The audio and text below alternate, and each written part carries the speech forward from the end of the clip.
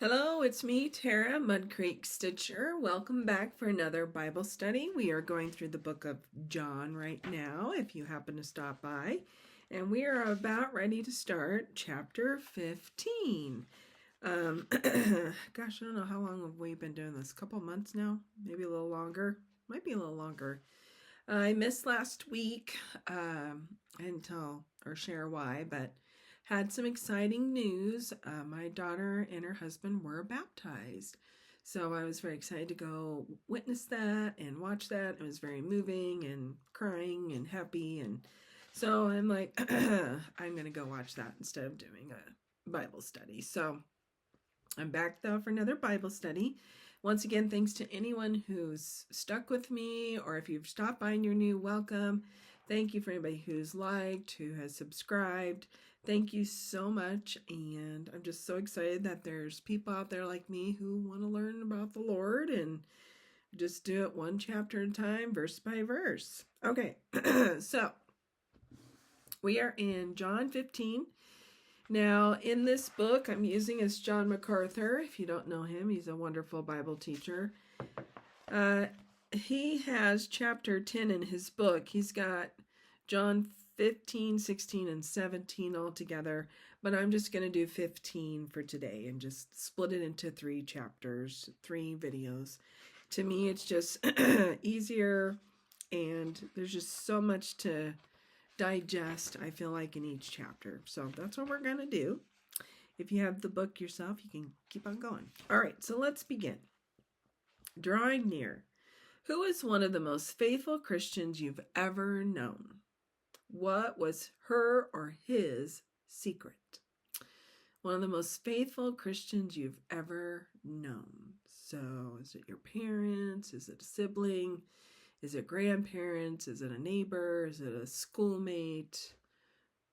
I immediately thought of a couple people, a husband and wife duo in the church that I attend. They are both passed away and in glory right now, Luckies.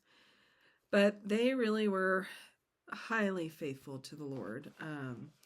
They'd gone through alcoholism and just the destruction of that in their life, and then salvation, and it just changed everything in their life, and it was something to see. Just they glowed for the Lord. They were just so on fire for him. So that's who I think of right away. And what was their secret? I think they were just faithful. Faithful. I think they saw God at work in their own life. When you see what God's done and changed in your own life, I think that's a lot. Or you've seen somebody else's life. That's always something too. As you begin this lesson, ask God to show you how to more faithfully abide in him. In the hours before his arrest, trial, and execution, Jesus gathered his disciples in a private room in order to teach them some final lessons, remind them of some great truths, and encourage them to trust and obey through the difficult times just ahead. He continues his teaching in chapter 15 with an extended metaphor from agricultural life about Christian living. This familiar vine branches discourse underscores the necessity of fruitfulness in a believer's life and the impossibility of such an experience without a rich, deep, vital, ongoing relationship with Christ. Those who live such a life, Christ warned, would experience, just as he had, the world's fierce hatred. But the disciples were not to panic over this prospect. It's hard not to. In chapter 16, they heard the reassuring words that the Spirit of God would come, not only as their helper and comforter, but also as the convictor of all who are antagonistic to the gospel. Be of good cheer, Christ concluded. I have overcome the world. And in the final moments before his arrest, Christ prayed for his followers in chapter 17. This recorded prayer, more so than the one taught to the disciples in Matthew 6 and Luke 1, is the Lord's real prayer.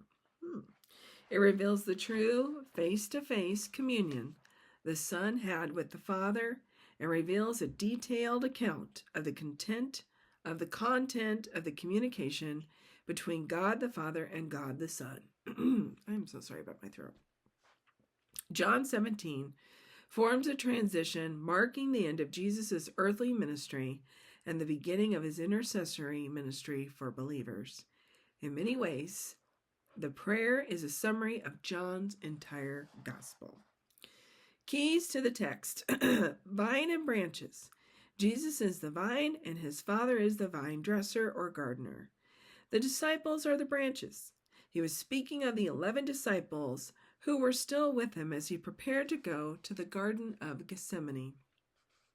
They were the branches who were remaining with him to the end. The branches who didn't bear fruit and were cut off are represented by Judas, who had already left in order to betray Jesus to the Jewish leaders later that evening. Jesus used the vine illustration for at least 3 good reasons. First, his disciples would recognize the analogy immediately between Israel, because Israel was often referred to as a vine in the Old Testament scriptures. Second, grapevines grew everywhere in Palestine. When he spoke of pruning procedures, he was describing exactly what vine dressers did to produce good crops of grapes. Third, the vine and branches perfectly illustrate the kind of relationship that must exist between Jesus and anyone who wants to be his disciple. This analogy is for all Christians. For anyone to know life and bear fruit, that person must be connected to Jesus Christ. It seems about right. All right, let's dive in. This is John chapter 15, and we're only doing chapter 15, and it's verses 1 through 27. I am the true vine, and my Father is the vine dresser. Every branch in me that does not bear fruit, he takes away. And every branch that bears fruit, he prunes, that it may bear more fruit. You are already clean because of the word which I have spoken to you. Abide in me, and I in you, as the branch cannot bear fruit of itself unless it abides in the vine. Neither can you unless you abide in me. I am the vine, you are the branches. He who abides in me, and I in him, bears much fruit, for without me you can do nothing. Verse 6. If anyone does not abide in me, he is cast out as a branch and is withered. And they gather them and throw them into the fire, and they are burned. If you abide in me, and my words abide in you, you will ask what you desire, and it shall be done for you. By this my Father is glorified, that you bear much fruit, so you will be my disciples. As the Father loved me, I also have loved you. Abide in my love. If you keep my commandments, you will abide in my love, just as I have kept my Father's commandments and abide in his love. So, really quick, abide in me, John MacArthur puts literally in verse 4, remain, stay, or dwell within. The fruit or evidence of salvation is continuance in service to Christ's teaching. And then when he says, abide in my love, verse 9, not a mystical or emotional affection, but defined in verse 10 as obedience. So if you keep my commandments, you'll abide in my love, just as I've kept my Father's commandments and abide in his love. These things I've spoken to you, that my joy may remain in you, and that your joy may be full. This is my commandment, that you love one another as I have loved you. So this is the new commandment. Da-da-da. Greater love has no one than this, than to lay down one's life for his friends. You are my friends if you do whatever I command you. No longer do I call you servants, for a servant does not know what his master is doing.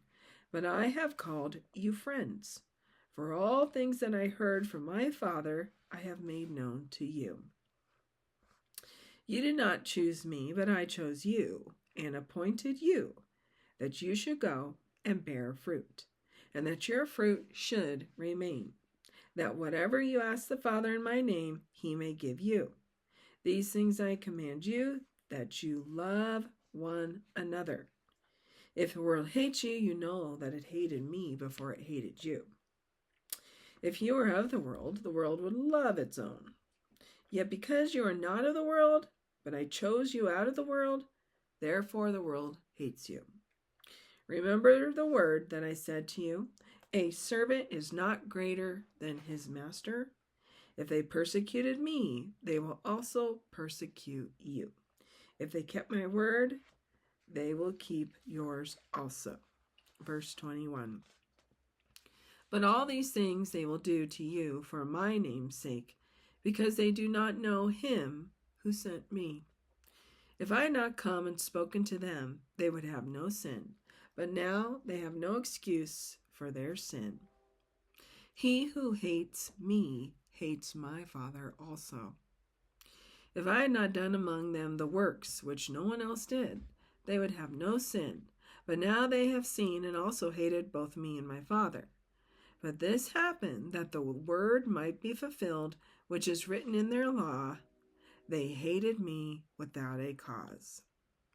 But when the Helper comes, whom I shall send to you from the Father, the Spirit of truth who proceeds from the Father, he will testify of me, and you also will bear witness, because you have been with me from the beginning. So a little commentary on verse 22. Verse 22 said, if I had not come and spoken to them, they would have no sin, but now they have no excuse for their sin. This does not mean that if Christ had not come, they would have been sinless, but that his coming incited within them the severest and most deadly sin of rejection and rebellion against the truth of God. Zoinks. And just like that. All right. Let's see if we have some questions we can go through really fast. This could be a very fast one today. Ooh, this is where I wish people were with me. In your own words, summarize the main idea of what Christ taught in his metaphor of the vine and branches. Of the vine and branches. Okay, let's go back. Verse 1. I am the true vine, and my Father is the vine dresser. Every branch in me that does not bear fruit, he takes away. And every branch that bears fruit, he prunes, that it may bear more fruit. You are already clean because of the word which I have spoken to you. Abide in me, and I in you. As a branch cannot bear fruit of itself, unless it abides in the vine, neither can you unless you abide in me. So to remain or dwell or stand. I am the vine, you are the branches. He who abides in me, and I in him, bears much fruit, for without me you can do nothing. If anyone does not abide in me, he is cast out as a branch and is withered, and they gather them and throw them into the fire, and they are burned. So, Jesus is the vine. Jesus is the vine. God is the vine dresser or the pruner. Okay, God is the vine dresser. We are the branches. So the disciples are the branches. And he's continually pruning and growing us in his word as we abide in him. So abide in me means to remain, stay, or dwell within. It is fruit or evidence of your salvation. Okay? So God is continually shaping us, trimming us up, helping us so we can blossom more and create more fruit. And I do remember someone explaining, a pastor long ago, that if anyone does not abide in me, he is cast out as a branch and is withered, and they gather them and throw them into the fire, and they are burned. And that, what I remember is, it is the angels that gather those people who don't believe and will throw them into the eternal burning fire of hell. So, you really want to abide in Jesus. I'm just saying. Okay, so he is the vine, we're the branches, God's the pruner. There we go. What sobering words about the world's treatment of Christians did Jesus give his followers? Have you experienced this? And what happened? Well, he pretty much said, if they hate you, don't worry. If the world hates you, I found it. It's verse 18. If the world hates you, you know that it hated me before it hated you. If you are of the world would love its own. Yet because you are not of the world, but I chose you out of this world, therefore the world hates you. Remember the word that I said to you. A servant is not greater than his master. If they persecuted me, they will also persecute you. If they kept my word, they will also keep yours. But all these things they will do to you for my name's sake, because they do not know him who sent me. So, in other words, as a Christian, there's going to be persecution. Persecution is real.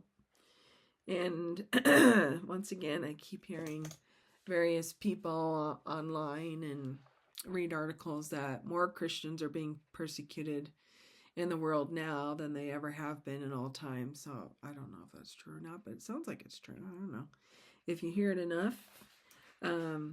But there's a lot of persecution, a lot of murder of believers back then and still to this day. So the world does not like people who Jesus has called. Isn't that interesting? So the next question is, have you ever experienced persecution? Have you ever been persecuted for your faith? Have you lost a job? Have you lost a friend? Have you lost family members? Think about what happened.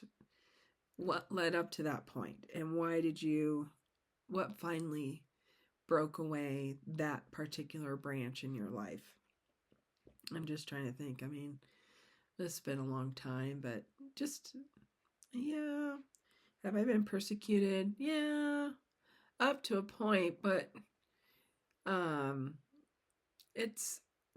it was devastating at the time, but now I'm just like, should I have cried about that? That really wasn't anything to cry about. But I did. I came home and cried. It was a work-related issue and about my faith. So, but, God's been good this whole time and things have worked out. But for some people, I know it doesn't work out. And some people are heavily persecuted. And I think it's going to get worse and worse as time goes on. I think most of you agree with that. Okay, any more questions? No, we can't do that one yet because that's the next chapter. Okay. Oh, Jesus called his disciples friends in chapter 15, verses 14 and 15. You are my friends if you do whatever I command you. No longer do I call you servants, for a servant has not known what his master is doing. But I have called you friends, for all things I have heard from my Father I've made known for you. So Jesus called his disciples his friends. What does this mean to you, and why is it significant? Well, that, we're supposed to serve the Lord, but there is a true love and friendship he is giving us that makes us want to serve. I don't know. Somebody can add to that. Please do. For all things I've heard from my Father, I've made known to you. Yeah. Anything God's told Jesus, he's told the disciples who have told us through the Bible. I guess when you have a friend, you take care of your friend, right? And that's what Jesus is doing. He is taking care of us. Okay, I'm going to write that down. So yeah, Jesus loves us. He is our friend. He is our Father. He is everything. And he loves us. And he takes care of us. And he shows us countless ways every single day. Okay, here's another good question. What fruit has been most evident in your Christian experience over the last 6 months? Why? On what areas of growth do you need to focus? So what fruit has been most evident in your Christian experience over the last 6 months? Why? On what areas of growth do you need to focus? Oh, I don't know. There's been a lot of good fruit that I've seen. Just witnessing people grow, come to see Christ is real. I don't know. A lot of good things. But I can't narrow one down. Anybody narrow one down? What fruit has been most evident in your Christian experience over the last 6 months? I don't know. Fruit. I mean, I'm literally looking at a cornfield in front of my house right now. I'm like, that's a lot of fruit. I don't know. I guess I'm always seeing God's faithful, not just to me, but to anyone. Whenever somebody mentions they're worried about this, how are you going to do this? It always seems to turn out fine. It always turns out better, it seems like. What area of growth do you need to focus? My area of growth, it's always been serving. I stink at serving. Why? Because I'm lazy. I'm whiny. I'm a sinner. So, So yeah, I think always serving is something I've got to work on forever and ever and ever. So what about you? What do you think you need to work on? Okay, so I think that's where we'll stop at. And next time we will start on chapter 16. And I better mark it because I forgot to mark this last one. Well, I did, but then I didn't, and it's like a whole thing. So anyways, I hope you guys have a wonderful week. And I hope that you see the fruit of God's labors in your life, in your family, in your friends' lives, and just your community. And let's just keep on praying for each other and praising God because He's good all the time. And let your heart not be troubled. So I'll see you next weekend. Thanks for stopping by, and I hope you get some great stitching in. God bless.